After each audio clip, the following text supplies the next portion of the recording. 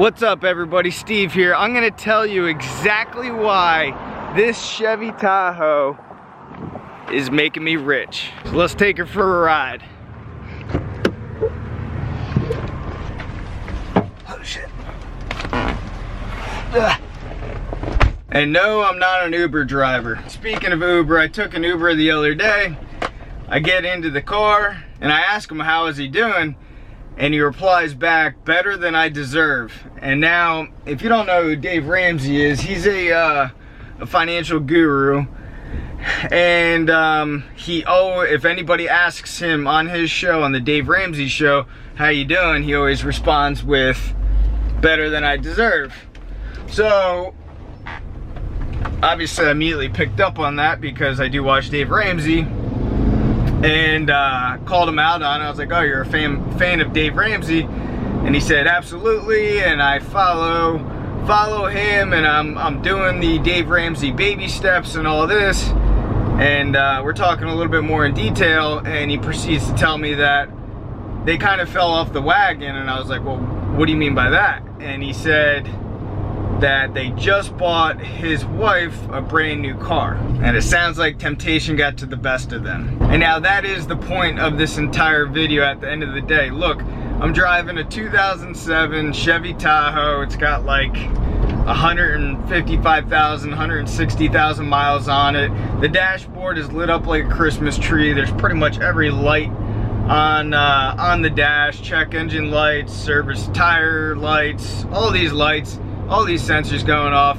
It's still a safe vehicle to drive at the end of the day, and it's probably only worth about 6 to 7 grand if sold to a private party. I get it, it's not the most impressive vehicle, but it's practical. And the biggest thing is you know, a few years back I paid, I think, $9,000 cash for it, and I do not have a car payment. And that leads me into another quick story. 343, that number will be ingrained in my brain for literally the rest of my time on this on earth.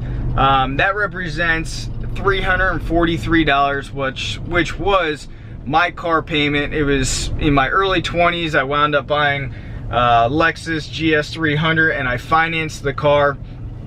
And it really was painful cutting a check every month for $343. I can tell you, I made a vow to myself that I would never finance another vehicle as long as I live, and I'm sticking to it. So what's the point of any of this that I'm telling you? Well, when you buy a car and you finance a car, or you finance anything that doesn't put money in your pocket, like cars, boats, and any other luxury items, and it doesn't put money in your pocket every month, it's essentially taking money out of your pocket, which in turn puts financial limitations on you. It impedes your financial growth. It impedes your growth to become rich. It impedes your growth to become financially free. And that's why I say this Tahoe is making me rich, because at the end of the day, I'm taking several hundreds of dollars that could be going to a car payment or whatever the case is, and I'm putting that toward other investments that are making me money, like real estate and other passive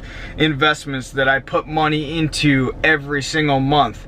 When I do that, and I'm smart with money, and I invest in assets and not liabilities, I become more wealthy, I become more rich. And now this doesn't mean that I'm gonna drive around a shithole for the rest of my life, and it doesn't mean that I'm not gonna buy a nicer car in the future, and it doesn't mean that I can't afford a supercar, but I wouldn't put that kind of money into a vehicle at this point in time when I'm growing my wealth and I'm investing in assets. And look, if I was gonna buy a supercar, let's say I dropped $100,000 cash on a Lamborghini, okay, and that money's gone. That went to that car. It's gonna depreciate. It's not an asset. But if I took that same $100,000 and let's say I bought a house or a small duplex or something, and that yielded me a 10% cap rate, a 10% return on my money, that would be $10,000 every single year that I would make on that $100,000.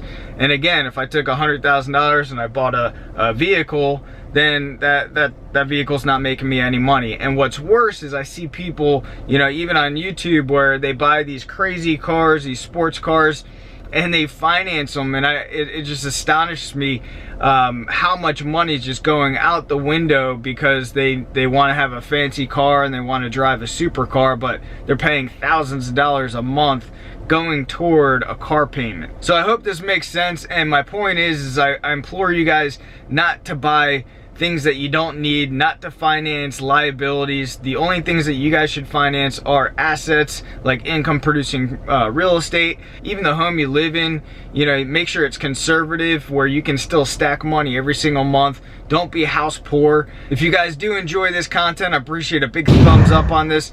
And also, if you guys want more videos, more content on personal finance and financial freedom, you might want to go ahead and subscribe to this channel. And also take a look at the end of this video. I do have another video on 0% financing scam, where people are buying cars with 0% financing and they really are not getting ahead of themselves, and they're losing tens of thousands of dollars as soon as they drive off the parking lot. So check out that video next, and I do appreciate the support. Thanks a lot.